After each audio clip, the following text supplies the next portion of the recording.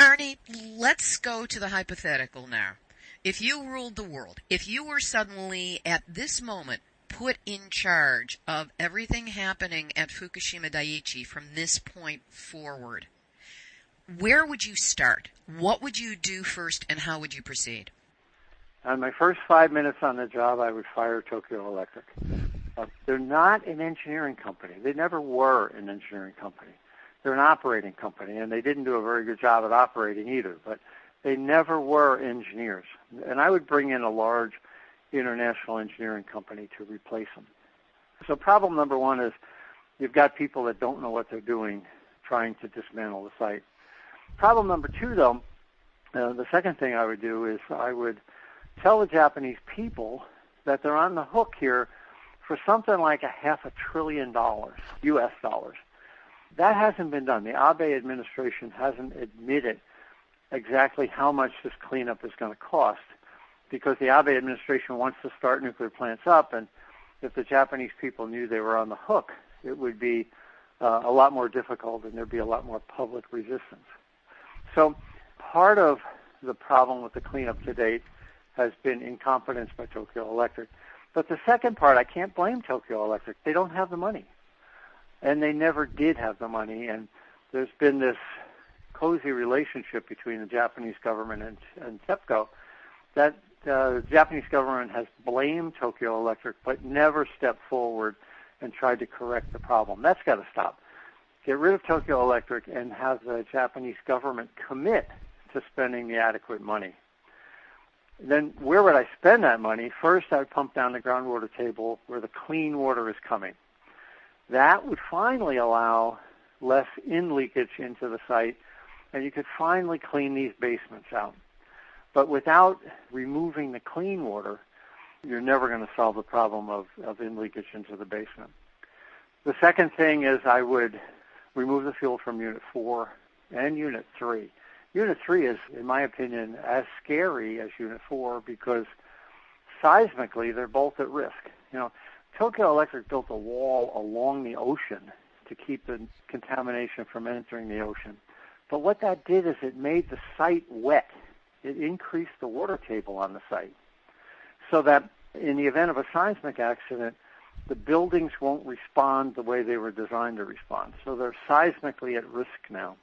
So Unit 3 has a little less fuel in it, but it's a mess because of the explosion. So that the net effect is that I don't know which presents the bigger risk, Unit 4 or Unit 3. They both have to have the fuel removed, and they're both going to be extraordinarily difficult to do that in their fuel pool. The last piece of the puzzle is what do you do with these carcasses, 3 nuclear reactors? No one knows where the nuclear fuel is. I'm sure most of it is not in the nuclear reactor, and most of that has wound up on the floor of the containment and, of course, is now spread out in numerous buildings. The radiation levels are extraordinary, and frankly, if I were a Japanese, I wouldn't want to expose a large number of Japanese men to the radiation levels they're seeing there. So my position has been for the last 2 years that the carcasses of these 3 nuclear units that had the explosions should be put in a sarcophagus like Chernobyl and should be let to decay for at least 100 years. 100 years will knock the radiation level down by 10. So whatever the levels are, they'll be 10 times lower 100 years from now. Now, a Japanese finance minister said this week they can't do that because if they don't knock the buildings down, the public won't let them run their nuclear power plants. In other words, they need to show that there's some finality to Fukushima so that the public feels secure in running the other 50 nuclear plants in Japan. But the problem here is that they are willing to expose an extraordinarily large number of men, and maybe women, but men in that culture, to an extraordinarily high amount of radiation in order to meet a political goal.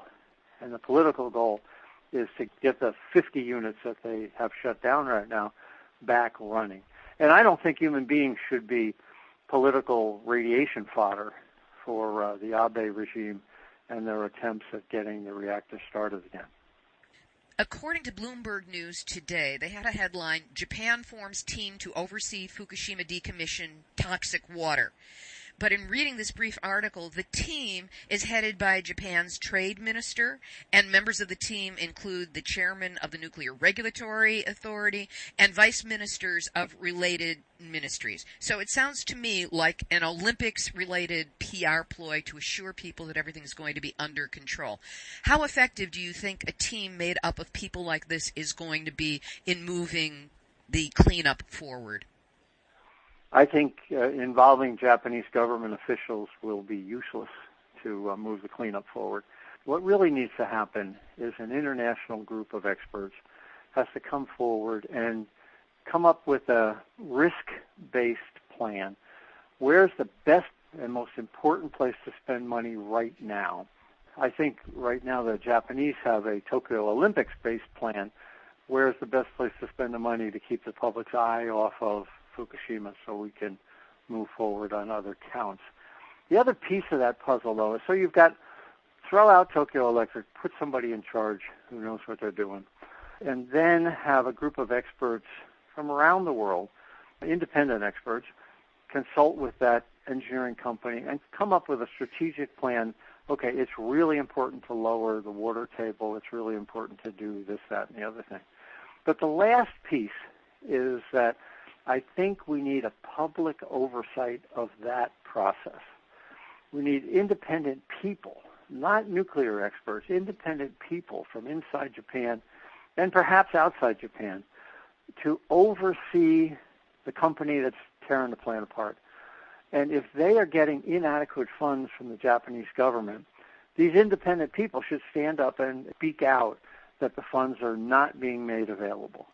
And I don't think that will happen without some real independence assured by the Japanese. We're dealing with a culture that's very top-down. Everybody's trying to cover for the more important boss above them.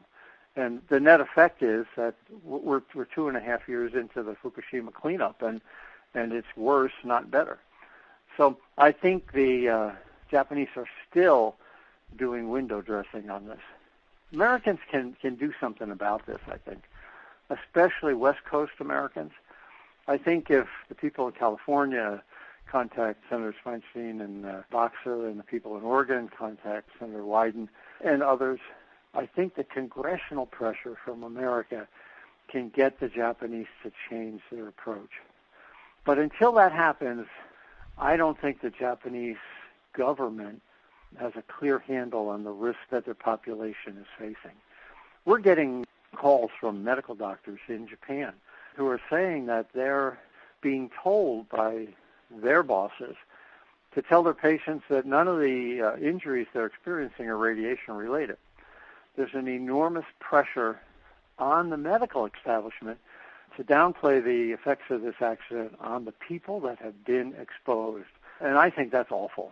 A physician's responsibility shouldn't be to the people in authority. The physician's responsibility should be to the public that they're serving, and that's been distorted in Japan.